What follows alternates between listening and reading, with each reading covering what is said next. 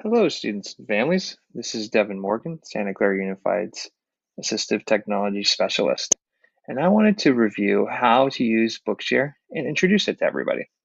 So Bookshare is a federally funded program for students with disabilities that's designed to give students access to text and to books. So there's a few different things that we have to consider when using Bookshare. One is that you have to have a student account set up. And so I would refer to your case manager or your teacher in order to make sure that you have the correct login information. I have a teacher account and a student account set up, so I'll log into the student account. So to do that is just go to the Bookshare website, and then you click log in, and this is my email. So this is my staff account, my teacher account, and then I created a student account as well. If you're not sure what your account information is, my default setting is S and then your 6-digit ID number here, and then your password is the same as your regular Chrome password that you use to log into the Chromebooks. But make sure you confirm with your case manager or teacher, whoever set up your Bookshare account, just to be sure that that is all correct. Okay, so I'm going to sign in as a student.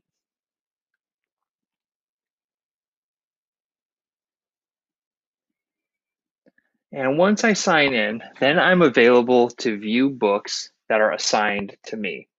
Now, how Bookshare works is that a teacher or they call it a sponsor, has to assign books to a student or a member.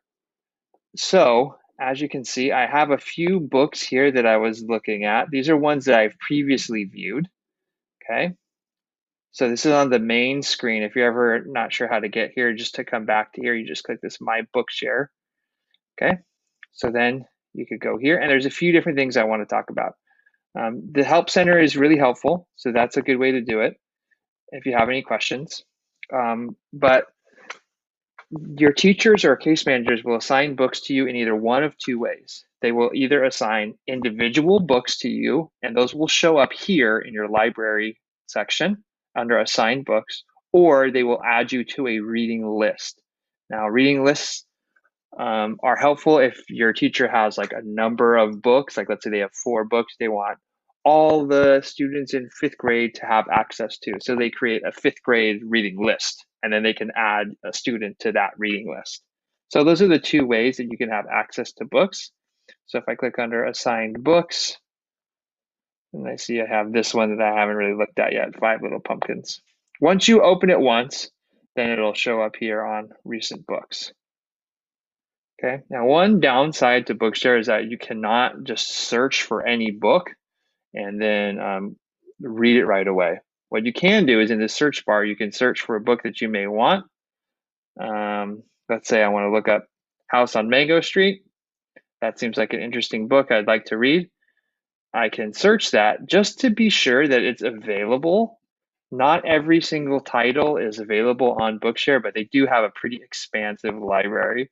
So if you have a book in mind that you would like to read, you can always search it either by name of the book, by the author, or by the ISBN number. And then you can click on it here and you can see if it shows up. Then what I would do is I would send an email or some type of message to your teacher or case manager saying, hey, can you add this book to my Bookshare account? So that's how you would search for books, but you cannot just select it and view it. Next, I'll show you how to view a book once it's already been assigned to you.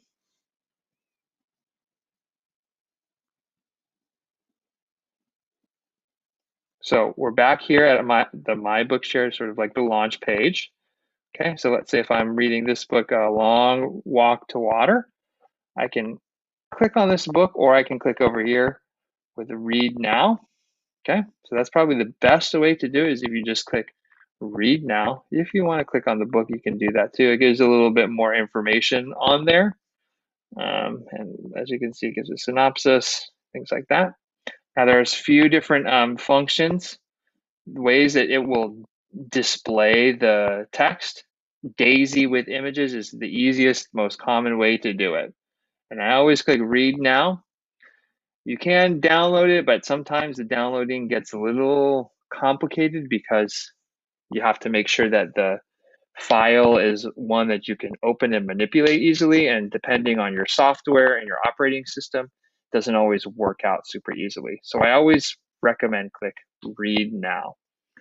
And as you can see, this now it's loading the book. Okay. Now, Bookshare has this Beeline reader. I haven't really experimented with this too much. The district does have a different reader called Snap and Read, and for now we're recommending using that. So once this one pops up, I always recommend click no thanks, because we have something that is a good reader as well. Okay, now when you open a book, it will just open up to this, the title page. Like basically when you open a regular book, like the first 2 pages where it gives copyright information and all that kind of stuff. So now if you really want to read about a long walk to water, this probably isn't that helpful to you. So what you have to do is you have to click on this button here, the table of contents. Then from there, you can skip to different chapters and such. So let's say you're supposed to read chapter 5, you can click chapter 5. And as you can see, it shows up here. Then you can read the book like that. So that's just an introduction. I hope that's helpful. Feel free to send me any messages if you have any questions, or your case manager or your teacher. My email is dmorgan@scusd.net. Thanks.